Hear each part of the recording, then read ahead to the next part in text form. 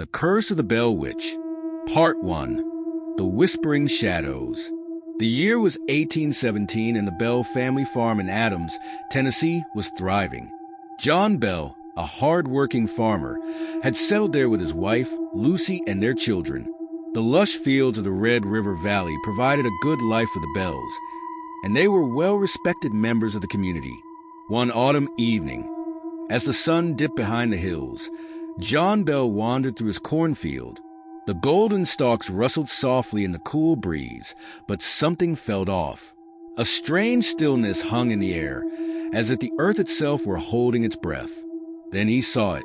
In the shadows of the corn rows, a dark figure crouched. It wasn't human.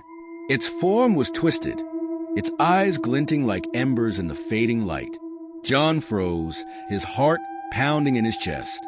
The creature let out a guttural growl before vanishing into the darkness. Shaken, John returned home, determined to put the unsettling encounter behind him. But the nights that followed brought no peace. His family began hearing faint whispers in their home, voices that seemed to echo from nowhere. At first, they dismissed it as the creaks and groans of their old house.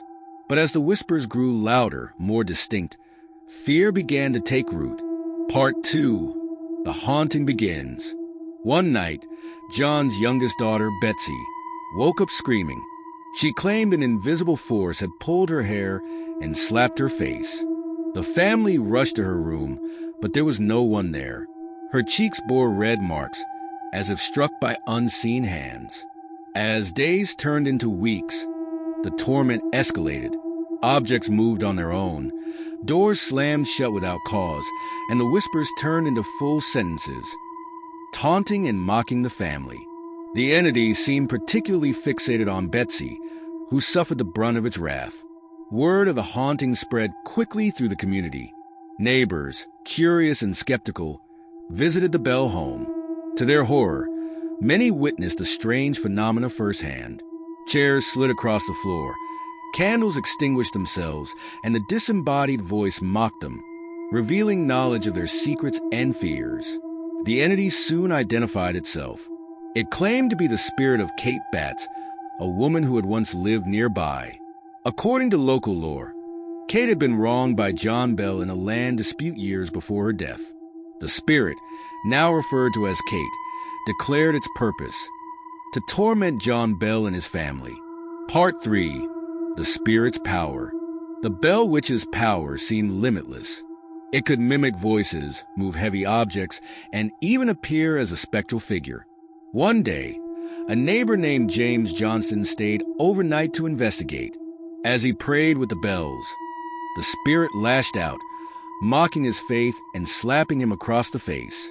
The encounter left James convinced of the spirit's malevolence. Despite its cruelty, the entity occasionally showed moments of strange kindness. It spoke fondly of Lucy Bell, praising her gentle nature and often leaving her small gifts, like fresh fruit. However, its hatred for John Bell was unrelenting. As months turned into years, John Bell's health began to deteriorate. He suffered from mysterious seizures and bouts of weakness. The spirit claimed responsibility, boasting that it would ultimately end his life. Part 4. The Tragic Climax. In December 1820, John Bell's condition worsened. One morning, he was found unresponsive in his bed. Beside him was a vial of an unknown liquid. The Bell Witch's voice rang out triumphantly, declaring that it had poisoned him. The family was left devastated, their patriarch taken by the very entity that had tormented them for years. At John Bell's funeral, the spirit's mocking laughter echoed through the air. It sang vulgar songs, disrupting the solemn ceremony. The Bells and their neighbors were left shaken, knowing they had witnessed something beyond their understanding. Part 5. The Aftermath. After John Bell's death, the spirit's activity gradually diminished. By 1821, it announced that it would leave but promised to return in 7 years. True to its word, the Bell Witch reappeared briefly in 1828, tormenting John Bell Jr. with cryptic messages about the future. However, its presence was less intense than before, and it eventually faded into legend. Today, the Bell Witch legend endures, its story woven into the fabric of Adams, Tennessee. Visitors flock to the area, drawn by tales of the haunting and the infamous Bell Witch Cave, said to be a site of the spirit's activity.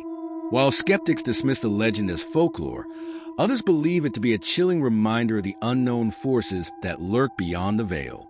Closing thoughts. The Bell Witch tale is more than just a ghost story. It's a testament to the enduring power of oral tradition and the human fascination with the supernatural.